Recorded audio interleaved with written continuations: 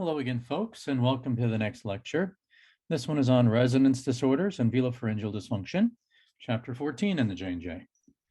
Resonance disorders are often due to velopharyngeal dysfunction, which can be associated with a history of cleft palate and can also be caused by obstruction in one or more cavities within the vocal tract, or possibly associated with faulty articulation. And it can also be due to a variety of other anatomical abnormalities. Differential diagnosis is essential to determine appropriate treatment, which may include both physical management and or speech therapy modalities. In order to produce sound, one needs a vibrating mechanism, which would be, in the case of normal speech and voice production, that would be provided by the vocal folds. One needs a power source or a stimulating mechanism in order to set vibration and motion, and that would be the air pressure from the lungs. And one needs a resonating mechanism to reinforce or amplify that sound, and that would be provided by the vocal tract. Now, a little bit about resonance. So we would talk about resonance disorders. Well, we need to talk about what resonance is first. So resonance is the modification of voiced sound as it travels through the cavities of the vocal tract. You could also refer to it as the vibratory response of a space to the frequencies imposed upon it. There's a few other definitions. One that I like is the intensification, meaning the amplification, and enrichment, meaning change in quality, of a tone by supplementary vibration. And so the intensification and enrichment of a tone by supplementary vibration. So supplementary vibration means that there's some resonator that's helping the vibrator. So there's big vibrations that are facilitated by the resonator that were initially induced by a smaller vibration. And so as the vocal tract is the resonator for the speech system, there is some problem with the vocal tract, with the structure of it, with the shape, with the diversion of acoustic energy through the nasal cavity typically, that is causing unusual or abnormal resonance. So resonance depends on the function of the velopharyngeal valve and the size and shape of the resonating cavities. So the pharynx, the oral cavity, the nasal cavity. Now, a measured resonance of the vocal tract is called a formant or a pole. And it's given by a particular equation that I've provided for you. I'm assuming that you've seen this equation before, but this is the formant equation. And there are actually a few versions of this. There's one that actually has a length correction as well, but we won't really get into that too much. But this is the basic formant equation. And you can tell by looking at this equation that longer tubes yield lower formant frequencies and shorter tubes yield higher formant frequencies. So when this L becomes longer, it becomes larger, then this becomes smaller. So when length is increased, the formant frequency decreases and vice versa. And that also makes sense just based on what you know about the physical world and your experience with it. Like, so if you were to blow into a long tube, you would expect maybe a low frequency resonance to be produced. If you were to blow into a small tube, a short tube, you would expect a high frequency resonance to be produced. So it kind of jives with our understanding, our experience with just the world. Should mention here F1 and F2 determine vowel identity. These are known as the vowel formants, right? So when you change their position in, say, for example, in a spectrum, you can change the perceived vowel. Changing the vocal tract length via lip spreading or protrusion, or via larynx raising or lowering, for example, or by changing the shape of the vocal tract by changing the location and magnitude of various constrictions, via changing the position of articulators. These change the formant structure and produce different phonemes. So for example, one vowel versus another, maybe an U vowel versus an U vowel. When sound is directed through the nasal cavity, the sound emitted from the nares has a greatly reduced intensity due to the presence of what are known as antiformants or zeros. Because the nasal cavity is a poor acoustic resonator, it creates these antiformants. So it has this the nasal turbinates inside have a somewhat labyrinthine kind of a structure, and the walls are also squishy. So because there are these pockets there, and because the tissue is kind of squishy, that's almost kind of similar to acoustical soundproofing material. Have you ever seen like a soundproof booth or a soundproof room? And so it functions in somewhat the same way to dampen the sound energy that's passed through. So because the structure is that way, it creates these antiformants that then interferes with or prevents the transmission of energy in the frequency regions of these antiformants. So antiformants are kind of similar to formants. It's just, and rather than being a peak, they are a trough. And they can actually be located in the same location. So they can actually, or similar adjacent locations. So there can be a certain amount of cancellation between formants and antiformants. And so you just by looking at the spectrum doesn't necessarily mean that you know where all the formants and the antiformants are, because there might be some cancellation there. But generally speaking, the combined oral nasal system has oral formants, nasal formants, and nasal antiformants. There's also this phenomenon referred to as nasal murmur. It's an acoustic segment associated with exclusively nasal radiation of sound energy, a low frequency nasal resonance or formant, a peak in the vocal tract transfer function, so a formant, that occurs at around 250 to 300 hertz or so. And it's present during production of nasal consonants, as sound energy is passed through the nasal cavity for n, or our three nasal consonants that we have in English. And so generally speaking, sound energy that passes through the nasal cavity will have this low frequency resonance. It will have antiformants, and so therefore it will, generally speaking, be lower intensity. The whole resonant structure will be lower in terms of the level, in terms of intensity. A bit about physiology here. So the velopharyngeal valve is composed of the velum or soft palate, the lateral pharyngeal walls, and the posterior pharyngeal wall. So it opens during nasal breathing, and it opens and closes dynamically during speech as appropriate, depending on the particular phoneme that is produced. So open for nasals, for example, and closed for stops. And with closure, the velum moves superiorly and posteriorly. The posterior pharyngeal wall moves somewhat anteriorly, and the lateral pharyngeal walls move somewhat medially. So you have this configuration. So here we've got this opening, this velopharyngeal port. And so there is a closure in all dimensions. So the velum goes back and it closes it in this way. The posterior pharyngeal wall goes forward and closes it in this way. And then the lateral pharyngeal walls close it this way. So there's this kind of a four directional closing of this velopharyngeal port that happens. Here we see some schematics. So here is airflow and sound energy going exclusively through the oral cavity with closure of the VP port.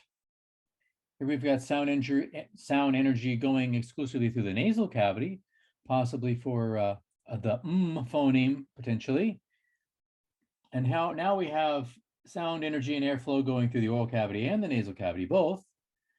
And so when someone is, for example, hypernasal, perhaps some sound energy and airflow is going through the nasal cavity at an inappropriate time or context, like, for example, the production of a stop consonant. So resonance disorders, types and causes. So a resonance disorder is anything that disrupts transmission of sound through the vocal tract or affects the normal balance of oral and nasal resonance. Abnormal resonance is typically caused by either inadequate function of the velopharyngeal valve or by a blockage in one or more of the resonating cavities. And there are a few different kinds of resonance disorders. They can be characterized as either hypernasal or hyponasal. This is also associated with denasality when there's complete total lack of nasality, cul-de-sac resonance, and mixed resonance. And your book here provides a little summary table that is quite useful with possible causes and treatments. So hypernasality, this is defined as too much sound resonating in or through the nasal cavity during speech. The sound is diverted through the nasal airway secondary to abnormal coupling of oral and nasal cavities. So it results from velopharyngeal dysfunction or possibly from an oronasal fistula. For example, there might be a small hole left after a cleft palate repair. Maybe it wasn't repaired all the way, so an inadequate repair. There might have to be a further surgical intervention in that case. Hypernasality is most perceptible on vowels, especially high vowels, and on vocalic consonants, since these sounds are voiced and have a longer duration. A vocalic consonant, for example, is ul, like the consonant ul, like bottle, since it has its own syllable. It's a vocalic consonant. It functions almost like a vowel. Hypernasality can cause distortion of oral consonants, given a severe disorder. The voiced bilabial stop consonant b may sound like its nasal cognate, for example, perhaps, or the unvoiced fricative s might sound like its nasal cognate n, perhaps, given a severe velopharyngeal disorder. And severity depends on the size of the opening, the particular etiology, and the articulation that's used. It can be accompanied by nasal emission during consonant production as well, so this audible airflow. It's usually caused by a structural or neurophysiological disorder. Therefore, treatment almost always requires surgery or a prosthetic device if surgery is not possible or desired. And speech therapy may be required following physical management to correct compensatory errors that may be present. Okay, nasal emission of air. This is when the individual attempts to build up intraoral air pressure for consonant production, and there is a leak in the system, that will result in some airflow being released through that little gap, through that little leak, and thus go through the nose. And this is most apparent during production of plosives, fricatives, and affricates. This nasal emission noise is created by the presence of the airflow leak. It can be loud, it can be distracting, or it can be soft or barely audible. It may be completely inaudible, in fact. And typically it's inaudible or barely audible when there's a very large velopharyngeal opening. It's so large that there's very little airflow resistance, and so there's little turbulent air associated with that. There's also nasal turbulence or nasal rustling. This can be heard as air is forced through a very small velopharyngeal opening with a great deal of pressure. And you can also hear bubbling or nasal secretions that might also cause audible sounds as well. So the presence of any of these might tip you off to a velopharyngeal resonance disorder. And the faulty velopharyngeal valve causes a loss of intraoral air pressure that's needed to produce consonants such as stops. And so these consonants might sound especially weak, or they might be omitted entirely. So the patient may develop a variety of compensatory articulations, including glottal stops, and pharyngeal fricatives, as these sounds are produced with a constriction that is upstream of the velopharyngeal port, and thus sounds approximating these target sounds can be produced further upstream before the airflow is lost through this defective velopharyngeal valve. Faulty velopharyngeal functioning also can result in shorter phrases, as more frequent breaths are required to replace the air that's lost through this gap in the velopharyngeal port and out through the nose. There can also be secondary behaviors such as nasal grimaces and other characteristics of excessive tension. In a nasal grimace, there's muscle contraction above the nasal bridge or at the side of the nares. And it seems to be kind of an overflow of muscle movement or muscle tension that occurs when the person is using extra effort to achieve this velopharyngeal closure. And it often accompanies significant nasal emission. Hyponasality is the reduction of normal nasal resonance secondary to partial obstruction or blockage in the nasopharynx or in the entrance to the nasal cavity. So less nasality than there should be. Blockage can be caused by adenoid hypertrophy, swelling of the nasal passages due to allergic rhinitis, the common cold, deviated septum, choanal atresia, or stenotic nares. And nasal consonants, in this case, in hyponasality, nasal consonants will sound like oral phoneme cognates. So the patient won't be able to produce a normal phoneme. Maybe the phoneme sounds like b, for example, or sounds like da, or sounds like ga. Complete obstruction of the nasal cavity during speech results in what's referred to as denasality. So no nasal airflow at all when the patient attempts to produce or nasal consonants.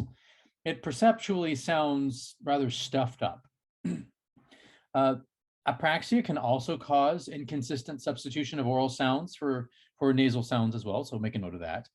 And hyponasality might require referral to an ENT to determine what the cause of the hyponasality is.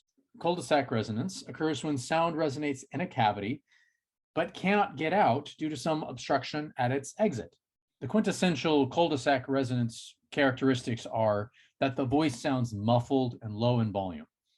And there's three types of cul-de-sac resonance, and they differ by the location of the blockage. So there's oral cul-de-sac resonance. So this is what happens when the individual is speaking with a very small mouth. So it sounds like mumbling. The mouth is not open very much, or as much as it normally should during speech. And nasal cul-de-sac resonance occurs when there's a combination of velopharyngeal insufficiency and perhaps a blockage somewhere in the anterior part of the nose. So possibly due to stenotic nares or a deviated septum. So there's an insufficient palatal closing, but then there's something further downstream, like in the nasal cavity, that's causing an obstruction. You can mimic this sound by imitating hypernasality when pinching the nose. So my mama makes lemon muffins is a phrase that has a lot of nasal consonants in it. So if you say that while pinching your nose, my mama makes lemon muffins. That's an imitation of nasal cul-de-sac resonance. Pharyngeal cul-de-sac resonance is the most common type, and this is sometimes described as potato in the mouth speech, and it often occurs due to enlarged tonsils. Maybe tonsillar hypertrophy. Maybe the patient needs to get their tonsils removed in this circumstance. So cul-de-sac resonance will often require surgical correction as it's due to a structural blockage.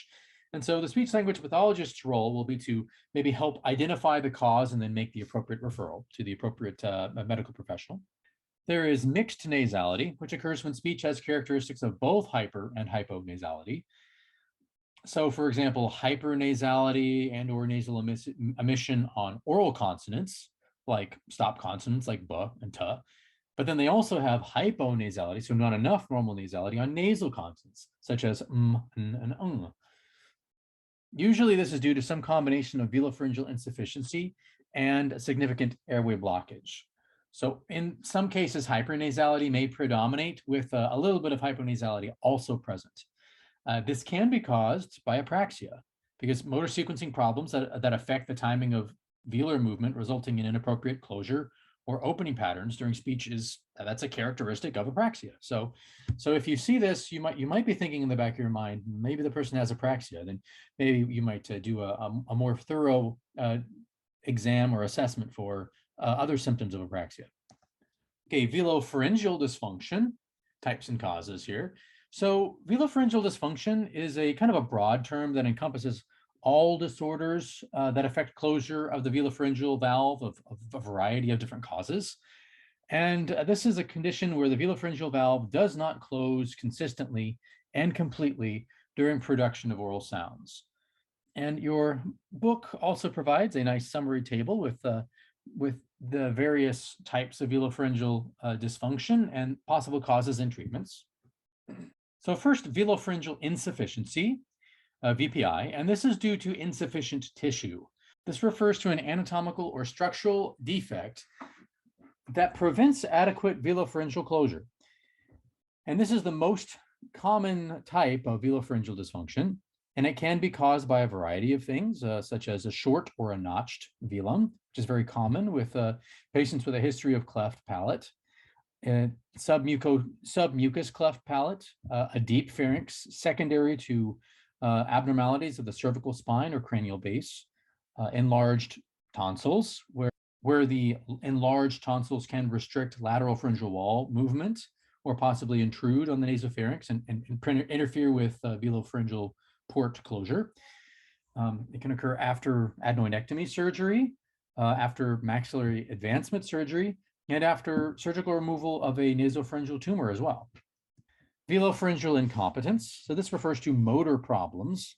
So a neurophysiological disorder that results in poor movement of the velum and pharyngeal structures. This can occur in patients with neurological diseases and conditions that cause dysarthria, such as cerebral palsy, myotonic dystrophy, myasthenia gravis, neurofibromatosis, cerebral tumors, traumatic brain injury, and cerebral vascular accidents or strokes. It can occur in patients with congenital or acquired cranial nerve damage. Specific velopharyngeal paralysis or paresis is usually unilateral and can occur in the absence of other motor deficits. So note that if you see a single side paralysis or paresis, of the velum, you might think, okay, something is going on here. Maybe this is some velopharyngeal incompetence. Maybe it's a motor problem. Obviously, you would see if there was a hole or a fistula there present on the soft palate. And then you might, seeing this unilateral paralysis or paresis on the one side, you might then do a more thorough velopharyngeal exam. Okay, velar fatigue and stress incompetence. This is an interesting problem that's apparent specifically in wind instrument musicians. So wind instruments require greater intraoral air pressure and more velopharyngeal strength and stamina than speech in order to perform. So therefore, some wind instrument musicians might have velopharyngeal incompetence or velopharyngeal motor problems due to the stress on the mechanism. So this is kind of due to the fact that their job or that their vocation or their avocational choice has demands that exceed the demands of most individuals with respect to the velopharyngeal mechanism, but they might not have any issues when it comes to speech. So this is kind of an interesting phenomenon that's very specific to wind musicians. There's also velopharyngeal mislearning. So this can cause phoneme-specific hypernasality or nasal emission. For example, substitution of a nasal or pharyngeal phoneme for an oral one. Some substitutions might be for ol or for So there's hypernasality present. There can be substitutions of pharyngeal fricatives or nasal fricatives for sibilant sounds or affricates. So the sounds like s, z, sh, ch, and j might have pharyngeal or nasal substitutions, as well as possible audible nasal emission as well. So this often occurs with velopharyngeal insufficiency, causing compensatory articulatory productions. However, it can also occur as an isolated articulation disorder in children with no history of velopharyngeal insufficiency as well. It can occur in individuals with severe hearing loss or deafness due to the lack of auditory feedback required for normal velopharyngeal learning. And differential diagnosis of velopharyngeal dysfunction is very important as the diagnosis impacts the treatment recommendations. So, for example, velopharyngeal insufficiency and velopharyngeal incompetence will oftentimes require surgery or a prosthesis, and possibly speech therapy to address the abnormal compensation patterns. Velopharyngeal mislearning, on the other hand, can be addressed with speech therapy alone, since there's not a structural deficit associated with it. So assessment might include these components here. So client history, family or client interview, orofacial exam, a hearing screening perhaps, if there's any concerns of hearing loss, speech and language sampling, assessment of language or tic, voice and resonance, velopharyngeal functioning. You might have some rating scales for hypernasality, possibly video fluoroscopic and or endoscopic exams as well. And so with respect to evaluation of resonance and velopharyngeal function, let's cover a few notes on perceptual assessment, oral examination, compensatory articulatory patterns, and instrumental assessment. So first, a perceptual evaluation. You're going to want to use appropriate speech samples to obtain the information needed for a definitive diagnosis, right? The velopharyngeal function and even articulation might be normal at the single word level, but it can be abnormal in connected speech because of the increased demands on the oral motor system associated with longer and more complex sentences and phrases. So hypernasality is more apparent in connected speech oftentimes than in single words or short utterances because the valve is having to work more to achieve and maintain closure during these complex motor patterns. So therefore, syllable repetition, counting, and repeated sentences are superior to formal single word tests for perceptual evaluation testing. So syllable repetition, we're talking about things like pa, pa, pa, pa, pa, pa, pa, t, t, t, t, t, t, t. So repeated syllables. And these are good to test both. It's good to test both high vowels and low vowels and a variety of different consonants, mimicking the oral motor demands of speech. Counting tasks are also very useful. So for example, maybe counting from 60 to 70, 60, 61, 62, etc. Maybe repeating 60 and 66, 60, 66, 60, 66. Because these words contain high vowels and sibilants, which can be useful in the identification of hypernasality, for example, or 90 to 99 potentially, so 90, 91, 92, etc., for use of testing hyponasality. These counting tasks are fast, they're easy, and they're pretty reliable. There's also sentence repetition tasks. So You might have a variety of phrases that have a repetition of a particular phoneme. For example, take Teddy to town, or do it for daddy, or my name is Mary, or Sissy sees the sun in the sky, for example. And you can examine stops, fricatives, nasals, and affricates. And you'll be assessing articulation, looking for nasal emission, looking at resonance, presence of hyper, hypo, mixed, cul-de-sac resonance in connected speech. And as I said, this is more valid than single word tests. So you're going to want to identify nasal resonance. Is it normal? Is it hypernasal, hyponasal, mixed? What's the severity of the abnormal resonance? Document any nasal emission that's present. Is there a resonance shift between nares closed or nares open on vowel production? So you might manually occlude them and see if there's any difference noted. Individuals with normal velopharyngeal functioning typically do not show a difference. For example, if the patient is producing a sentence with no nasal consonants, Peter will keep at the peak, for example. If the patient holds their nose, Peter will keep at the peak. And then they open their, they don't hold the nose, Peter will keep at the peak. So there should not be a difference. Peter will keep at the peak. Peter will keep at the peak. There is an audible difference there. So that might be evidence of hypernasality, for example. Repetitions of words with consonants adjacent to nasal consonants might also be used.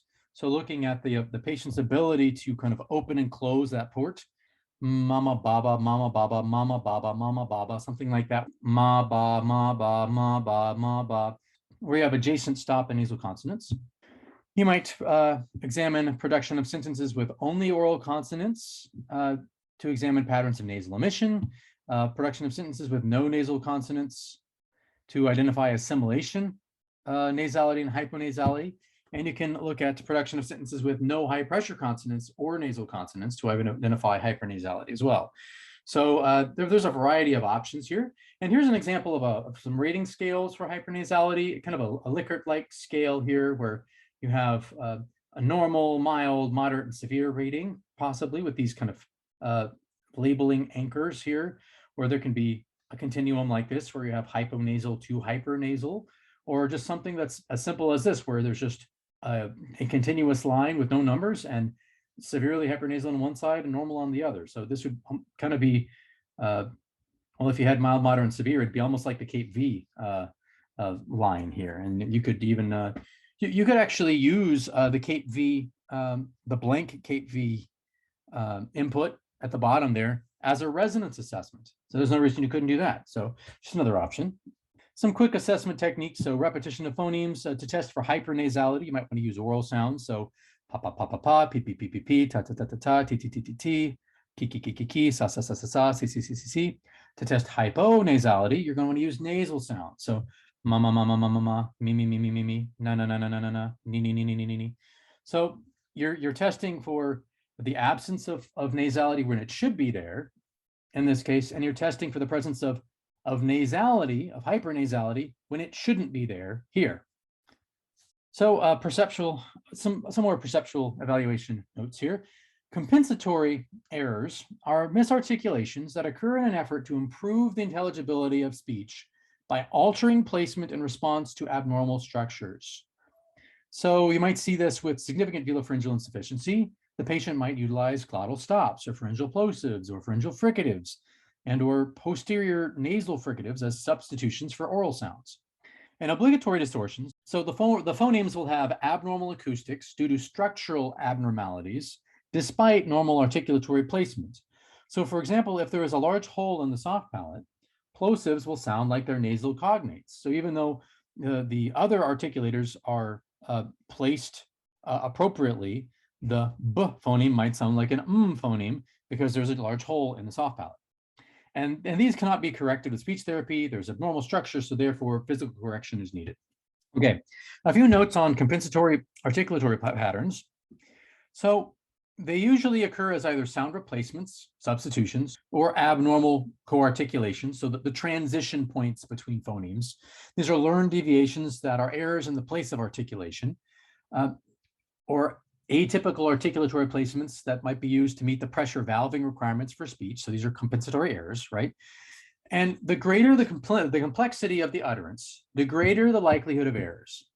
And the less adequate the velopharynx and dental structures are, the greater the inconsistency of errors will likely be. So I've given you a little bit of a description of these different compensatory errors that might be present. So glottal stops, these are the most frequent, and they replace pressure consonants. So a plosive sound produced with forceful adduction of the true and false vocal folds. So buildup of subglottal air pressure with a sudden release of or sudden abduction of true and false folds. It sounds like a grunt. So a glottal stop. Then there's mid-dorsum palatal stop. So a consonant that is produced with the dorsum of the tongue against the middle of the hard palate. So this is sometimes produced as a substitution for t, d, l, n, and sometimes for k or g as well. So a mid-dorsum palatal stop. All right, a velar fricative. The back of the tongue is in the same position as for ya. A small space is created between the back of the tongue and the velum. So velar fricative. And there are also pharyngeal plosives, fricatives, and affricates, where the back of the tongue is approximated to the pharynx in order to produce plosives, fricatives, and affricates. And there's a posterior nasal fricative as well, where there's audible nasal emission and frication in the posterior nasal pharynx as well. So the tongue kind of blocks the entrance to the nasal cavity as air is forced to the velopharyngeal valve. And so all of these are possibilities that you might hear. So when you're performing your perceptual evaluation, you might think, well, what type of resonance is the patient demonstrating? Is there nasal rustling? Is there nasal emission? You might also note the consistency of signs and symptoms. Are they occurring all the time or on only particular phonemes? You might assess the patient's stimulability for an elimination of hypernasality or nasal emission or hyponasality possibly. And if change can be facilitated by changing the motor patterns, then the patient might be a good candidate for therapy. Potentially, possibly, surgery might not be needed. Maybe this is a motor pattern issue rather than a structural issue. If changing the behavior changes the acoustics and the airflow patterns, it changes the symptoms. You might use numerical rating scales, as I mentioned, and you might examine a variety of vowels and consonants in connected speech tasks. So there's a variety of supplemental tests that exist, so such as the listening tube or drinking straw test, where a piece of tubing or a drinking straw is placed in the patient's nostril. The other end is placed near the clinician's ear to evaluate for hyper or hyponasality. In the case of hypernasality, the patient will repeat words without nasal consonants, and even a slight audible hypernasality or nasal emission will be heard loudly through the tube. So that would be okay. That would be evidence of hypernasality. For hyponasality, the patient will repeat nasal sounds or prolong nasal sounds. And if little to no sound is heard through the tube, then this would confirm presence of hyponasality and sometimes cul-de-sac resonance as well. There's also a cul-de-sac test where the patient is asked to produce a vowel or repeat a sentence without nasal consonants. And then the patient repeats it with the nares manually occluded, and there should be no audible difference between the two productions. So I demonstrated that earlier. That is the Peter will keep at the peak. Peter will keep at the peak. If it is Peter will keep at the peak and Peter will keep at the peak, then you could say there's hypernasality. If the production is abnormal, but there is no change that's perceived, so it's abnormal, but it's consistently abnormal in the same way, then you might suspect cul-de-sac resonance or hyponasality. With a fistula test, you determine if there's a difference between the degree of nasality for anterior sounds versus posterior sounds. And if there's more nasality on the anterior sounds, this might suggest a symptomatic anterior oronasal fistula. So you might need to evaluate that further. You need to do an examination there. Intraoral examination should always be performed. However, note that velopharyngeal function cannot be assessed by an intraoral exam alone because closure occurs up and behind the velum, which you can't see at this oral level just by looking at inside their mouth. However, the SLP can determine palatal and velopharyngeal structure integrity issues. So, for example, presence of a soft palate fistula might be evident or submucous cleft. With a submucous cleft, you might see a bifid or a hypoplastic, a uvula, bluish or transparent velum, a V shape in the hard palate, and you might feel a notch in the hard palate upon palpation. You might see a tinting up or an inverted V shape of the palate during phonation as well. Some notes on instrumental assessment. So first to nasometry, which is an acoustic measure. This measures the acoustic energy from the nasal cavity and oral cavity during speech. It's typically done either with a headset on the patient's head or via a handheld device with a partition separating the nasal and the oral cavities. So here you can see the handheld device here. There's a partition in the middle. And so acoustics coming out of the nares are measured and out of the mouth are measured. And it computes a value referred to as nasalance. Typically, it's done as a percent score.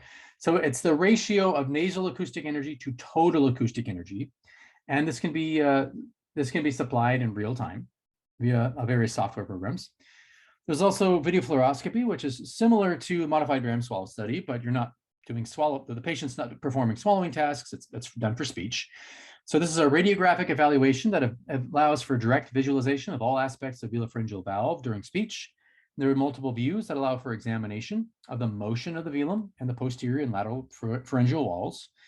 The presence of the velopharyngeal opening and the size can be determined, as well as possible causes for velopharyngeal incompetency, such as a short velum, poor velar movement, or poor lateral pharyngeal wall movement, for example. There's nasopharyngoscopy, which is similar to FEES, but just the camera stays above the velum. And it's an endoscopic technique that allows for direct observation of the velopharyngeal port during speech. It can be performed by a doctor or by an SLP. You can view the superior or nasal aspect of the velum, the posterior and lateral pharyngeal walls, and the adenoid pad. This is excellent for determining the location and the size of the velopharyngeal opening during speech and causes of velopharyngeal dysfunction, and for evaluating the effectiveness of various surgical procedures after the fact. So treatment of resonance disorders and velopharyngeal dysfunction. Hyponasality and cul-de-sac resonance are usually caused by obstruction, which requires medical or surgical management. So speech therapy is only indicated in these cases when there's inconsistent hyponasality due to apraxia or some type of a mislearning disorder. So therefore, speech therapy is not usually involved with treatment of these resonance disorders, unless there's a mislearning or behavioral compensation that needs to be overcome. Hypernasality is usually caused by a form of velopharyngeal insufficiency, which is also due to abnormal structure in many cases. Therefore, it also must be corrected surgically or via a prosthesis if surgery can't be performed. And the prognosis for improvement of velopharyngeal incompetence due to some neurophysiological cause with speech therapy alone is very, very guarded. There's little evidence for it. However, speech therapy might be indicated to correct misarticulations, compensations secondary to the velopharyngeal incompetency and or due to velopharyngeal mislearning. So a little bit about surgical management. Normal speech and resonance, of course, require an intact palate and functional velopharyngeal valve. If a child has a cleft palate, it's typically repaired at about 9 to 10 months of age. Symptomatic oronasal fistulas and submucous clefts should be repaired as soon as possible for the best speech outcomes. About 20 to 30% of children born with cleft palates will have velopharyngeal insufficiency despite surgical repair, and some children might have velopharyngeal insufficiency for other reasons as well. Surgical correction of velopharyngeal insufficiency is the preferred method. Although it's typically not done until the child is 3 years old, approximately, as the procedure results in partial airway blockage. And also the patient should not have any upper airway issues in order to be a candidate for the surgery. Common velopharyngeal insufficiency surgeries include the superiorly based pharyngeal flap, the sphincter pharyngoplasty, and in the case of a very mild velopharyngeal insufficiency, so a very small gap, there might be augmentation injection procedures as well. So a little bit of material is injected to kind of fill, to bulk up the mass in order to facilitate VP closure, kind of similar to vocal fold injection augmentation. And there's also surgical procedures that are performed to remove blockage in the case of hyponasality, such as adenoidectomy, tonsillectomy, septoplasty, etc. So prosthetic management. A patient is considered a candidate for prosthetic management when they have a diagnosis of velopharyngeal insufficiency and when surgery is not an option for medical or psychological reasons. The prosthetic devices are typically made of acrylic and are attached to the teeth with wires. So a contraindication might be if the patient is completely edentulous, for example. Prostheses include palatal obturators, which are devices used to cover up an open defect, such as an unrepaired cleft palate or a fistula. A palatal lift, which is oftentimes used when the velum is long enough, but it doesn't close well enough. Maybe there's some paresis or paralysis of the musculature. So it just doesn't move well. And this helps lift the palate in place up. It helps lift the palate up to achieve closure. There's also speech bulb obturators, which are used when the velum is too short to close completely against the posterior pharyngeal wall. So the bulb serves to fill in the pharyngeal space for speech. And the advantages of prosthetic management doesn't require surgery. So there's not a surgical procedure and the associated costs and risks of that surgical procedure. Disadvantages, though, include that the prosthetic device itself can be expensive. It may not be covered by insurance. It's not a permanent correction. It usually needs to be removed at night and during eating. It can cause ulceration of mucosa. It might be uncomfortable in some cases. There's compliance issues, especially with children, and it might need to be remade when used with children due to the growth of the child. And speech therapy. Speech therapy, at least in isolation, is rarely appropriate for abnormal resonance because therapy cannot change abnormal structure if that's the source of the problem. Speech therapy is only appropriate to address abnormal functions, so abnormal motor patterns. But we operate in changing patient behavior. Well, if it's not a behavioral issue, if it's a structural issue, well, it has to be addressed structurally, right? Speech therapy is appropriate for misarticulations that are characterized as compensatory, mislearned, or apraxia-related. It's appropriate for abnormal function after surgical correction, maybe a nasal emission or hypernasality is present, or the patient needs to kind of learn or relearn how to use their new structure in a more efficient or effective manner. And it might involve auditory training or auditory feedback or airflow feedback training to assist with learning new motor patterns. And that concludes this lecture. Thank you so much for attending. And this is the final lecture. Thank you very much for being a fantastic class. Happy studying and have a wonderful rest of your summer. It has been a pleasure.